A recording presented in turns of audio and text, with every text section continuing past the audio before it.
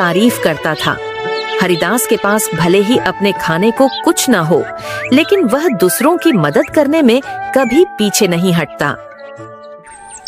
एक रोज सुबह सुबह हरिदास खाना बनाकर जैसे ही खाने बैठा, उसके दरवाजे पर एक बूढ़े बाबा का आगमन होता है। कुछ खाने को दे दो बेटा, कल से भूखा हूँ, कुछ खाया पिया ही नहीं है, अब तो चला भी नहीं जा रहा। अरे काका अंदर आइए, आप मेरे साथ बैठ के खाना खा लीजिए। अरे इतने खाने से मेरा पेट नहीं भरने वाला। कोई बात नहीं, मैं आगे मांग कर खा लूंगा। तुम खाना खाने बैठे हो तो खा लो। अच्छा काका, ये सारा खाना आप ही खा लीजिए, मैं भूखा रह लूंगा क्योंकि रात में मैंने खाना खाया था। इतना कहकर हरिदास अपनी थाली उस बाबा की तरफ बढ़ा देता है। बाबा भी खाना देखकर जल्दी जल्दी से खाना खाने लगता है और खाना खाने के बाद बाबा हरिदास को ढेर सारा आशीर्वाद देते हुए कहता है, भगवान तुम्हें हमेशा खुश रखे बेटा। तुमने अपने हिस्से का खाना मुझे खिलाया है। आजकल ऐसे दानवीर लोग मिलते ही कहाँ हैं। तुम्हारा भला हो। इतना कहकर बाबा वहाँ से चले जाते हैं।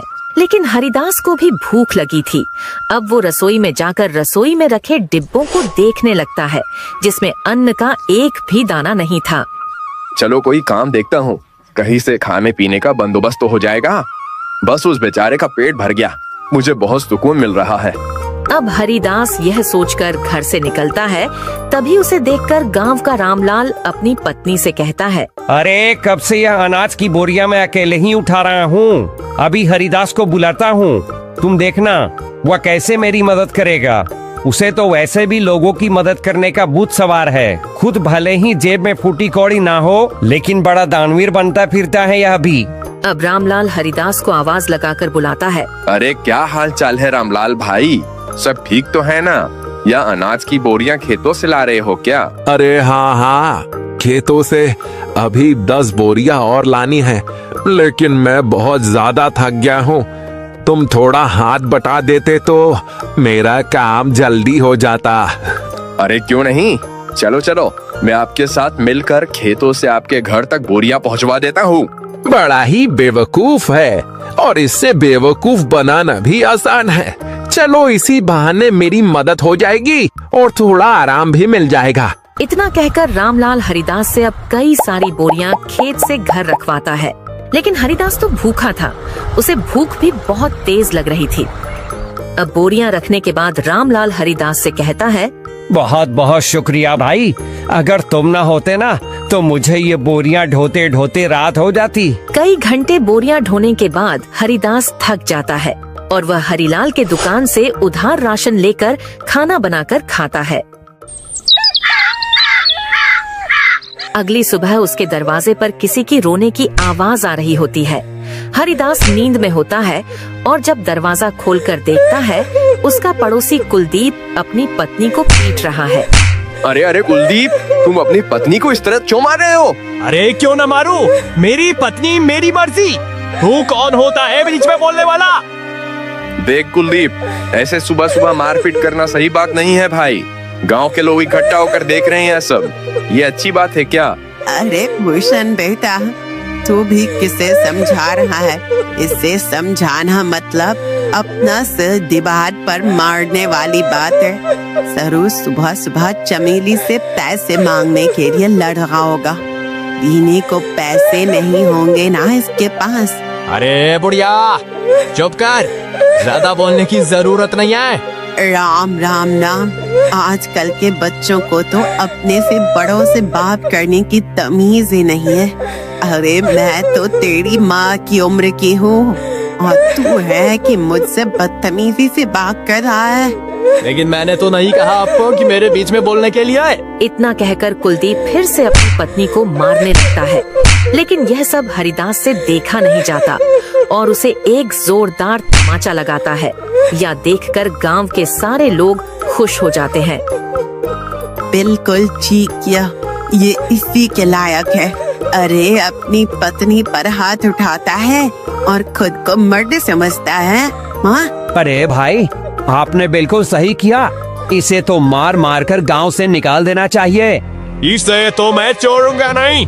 मुझे पैसे चाहिए। अगर मुझे शाम तक पैसा नहीं मिला ना तो इसे और भी मारूंगा। फिर देखता हूँ इसे कौन बचाने आता है। अबे ये ले पैसे और अब जा यहाँ से।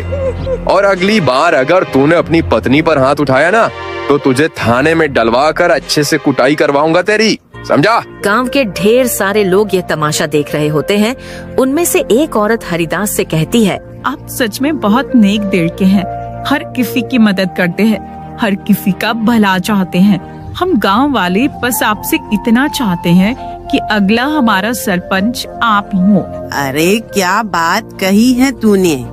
यह बात तो काफी समय से मैं दिल पे दबाए बैठी थी। अरे हाँ हाँ, बिल्कुल हरिदास भाई। गांव का सरपंच बनिए तो गांव में विकास होगा, तरक्की होगी। उस लल्लन सिंह के पास तो गांव के लोग जाने से भी डरते हैं, और रही उसे कुछ बताने की बात तो कोई भी उसके सामने मुंह नहीं खोल पाता। हरिदास हर किसी की हर तरह से मदद करता था, जिस वजह से गांव के लोग हरिदास को अपना अगला सरपंच बनाने का फैसला करते हैं। अब ये बात गांव के सरपंच ललन सिंह तक पहुंचती है।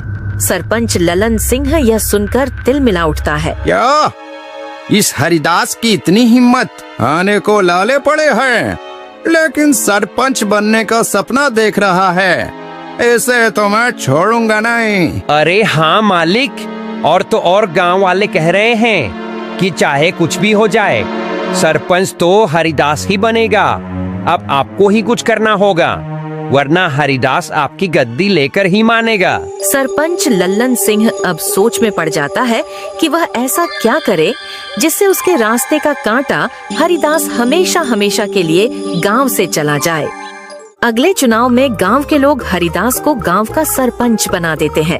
अब ऐसे ही कई दिन बीत जाते हैं और जब राशन देने की बारी आती है तो सरपंच बड़े ही चालाकी के साथ राशन में मिलावट करवा देता है, जो हरिदास को बिल्कुल भी पता नहीं चलता।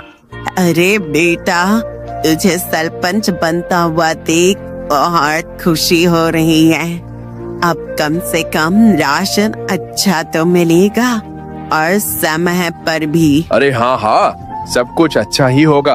आप लोगों ने इतना विश्वास करके मुझे इस गांव का कार्यभार संभालने का जिम्मा दिया है और इसे मैं अच्छे से निभा सकूं, बस यही दुआ करिएगा। अरे हाँ हाँ, अब गांव में विकास और तरक्की आने से कोई नहीं रोक सकता। गांव में राशन बांटने के बाद सभी खुश थे कि उन्हें पहली बार पूरा राशन मिला है, वरना सरपंच लल्लन सिंह तो आधे से ज्यादा राशन काट लिया करता है। पूरे काशीपुर गांव के लोगों को राशन मिल चुका था, लेकिन अगले ही दिन पूरे गांव में शोर मच जाता है कि उनके नए सरपंच हरिदास ने मिलावटी राशन दिया है, जिस कारण पूरे गांव में बीमारी फैल रही है। अब गांव वाले एक जगह इकट्ठा होकर हरिदास से सवाल करते हैं। हमने तुम पर विश्वास करके तुम्हें गांव का सरपंच बनाया और तुमने हमारे साथ ही विश्वासघात किया। हरिदास बेटा, मुझे तुझसे ये उम्मीद नहीं थी। अरे राशन में मिलावट करके क्या मिला तुम्हें? तुम तो गांव के लोगों का हमेशा से भला चाहते थे, तो भला फिर राशन में मिलावट क्यों किया? इतना मिलावट तो सरपंच जी भी नहीं करते थे। हमने तुम्हें सरपंच बनाकर गलत फैसला ले लिया है। बिल्कुल ठीक कह रही है कलावती काकी। अभी के अभी तुम इस गांव से निकल जाओ। तुम इस गांव में रहने के लायक ही नहीं हो। ये सारी बातें चल ही रही होती है कि तभी वहाँ सरपंच लल्लन सिंह आ जाता है। अरे हाँ हाँ, इसे अभी के अभी गांव से निकाल दिया जाए। इस पर विश्वास करके तो हमने बहुत बड़ी गलती कर दी है। अब हरिदास को गांव वाले गांव से निकाल देते हैं। सरपंच और उसका नौकर बहुत खुश थे, क्योंकि ये सब किया धरा तो उनका ही था। अब गांव से निकलने के बाद हरिदास काफी दूर आ जाता है और वह थक कर एक पेड़ के नीचे बैठकर गांव वालों के बारे में सोचने लगता है। जिन गांव वालों का मैंने इतना साथ दिया, खुद से पहले उनके बारे में सोचा, आज उसी गांव ने मुझे निकाल दिया। अरे राशन में मिलावट भला मैं क्यों करूंगा? और अगर मैंने गांव वालों के राशन में मिलावट नहीं की है तो फिर ये सब जरूर सरपंच का काम है। कोई बात नहीं, मेरे इतना कहने पर भी गांव वालों ने मेरा साथ नहीं दिया। मैं इसे कभी नहीं भूलूंगा। इधर सरपंच फिर से अपनी चाल चलता है और गांव वालों का विश्वास जीत लेता है। गांव वाले एक बार फिर से सरपंच लल्लन सिंह को अपना सरपंच मानने के लिए मजबूर होते हैं, क्योंकि उन्हें हरिदास भी धोखेबाज लगता है। ऐसे ही धीरे धीरे कई महीने बीत जाते हैं और हरिदास का कहीं अता पता नहीं चलता है। एक रोज सरपंच का नौकर जंगल के रास्ते से घर आ रहा होता है कि तभी वह दो आदमी को बातें करते हुए सुनता है जो हरिदास के बारे में बात कर रहे थे। अब वह नौकर घबराता हुआ घर पहुंचता है और सरपंच लल्लन सिंह से कहता है, मालिक मालिक, मैंने दो लोगों को आपस में बातचीत करते हुए सुना है। वो दोनों हरिदास के बारे में बात कर रहे थे। वो जंगल में जो झोपड़ी है ना, उसी में हरिदास ने आत्महत्या करी है और यह करीब एक सप्ताह पहले की बात है। इसका मतलब मेरे रास्ते का कांटा अब हमेशा हमेशा के लिए मेरे रास्ते से हट गया है। चलो अच्छा है। और तो और मालिक, ये बात तो गांव वाले भी जानते हैं। न जाने उन तक ये बात किसने पहुंचाई। हो सकता है उन्हीं लोगों ने पहुंचाई हो जो बातें कर रहे थे। अरे गांव वाले बहुत ही मतलबी हैं। हरिदास ने गांव वालों का कितना साथ दिया और गांव वाले भी यही कहेंगे कि हरिदास ने शर्म के मारे आत्महत्या कर ली। गांव वालों के साथ साथ सरपंच लल्लन सिंह को भी अब पूरा यकीन हो गया था कि हरिदास ने आत्महत्या कर ली है। लेकिन कुछ दिनों बाद हरिदास सरपंच लल्लन सिंह के दरवाजे पर पहुंचता है। शाम का समय था, चारों ओर अंधेरा छा रहा था। सरपंच लल्लन सिंह अपने नौकर को आवाज लगाकर कहता है, अरे सामने देख जरा, कोई खड़ा है क्या? मुझे तो ऐसा लग रहा है कि सामने हरिदास है, मतलब हरिदास का भूत। मालिक, ये हरिदास का भूत ही लगता है। ये आपसे बदला लेने आया है। मैं तो चला यहाँ से। मुझे भरी जवानी में नहीं मरना। मेरे 4 बच्चे हैं और 2 बीवियां हैं। सरपंच लल्लन सिंह का नौकर इतना कहकर वहाँ से दुम दबाकर भाग निकलता है और हरिदास जैसे जैसे आगे बढ़ रहा था, सरपंच लल्लन सिंह पसीने से तरबदर था। तो रुक जा हरिदास का भूत, तुझे क्या चाहिए? मैं तुझे सब कुछ देने के लिए तैयार हूँ, अपना घर, जमीन, पैसा, लेकिन मुझे मारना मत। मैं तुम्हें नहीं छोड़ूंगा। तुमने मुझे बदनाम किया है। अब तुम ही ये सच गांव वालों के सामने बोलोगे, वरना मैं तुम्हें मार डालूंगा। अरे हाँ, मैं गांव वालों के सामने सच कबूलने के लिए तैयार हूँ, लेकिन मुझे मारना मत। अब सरपंच रात के समय में ही गांव वालों को इकट्ठा करके सबके सामने सच को बोलता है कि उस दिन राशन में मिलावट उसने और उसके नौकर ने की थी, न कि हरिदास ने। आप लोग भले ही मुझे भूत समझ रहे हो, लेकिन मैंने अपने आत्महत्या की खबर झूठी फैलाई थी ताकि मैं चोर को पकड़ सकूं, और चोर आज सभी के सामने है। मैंने हमेशा लोगों का भला किया, लेकिन आप लोगों ने मुझे इस सरपंच की बात में आकर गांव से निकाल दिया। अब उसी वक्त गांव वाले सरपंच को गांव से निकालकर सरपंच की जगह भूषण को गांव का सरपंच बनाते हैं।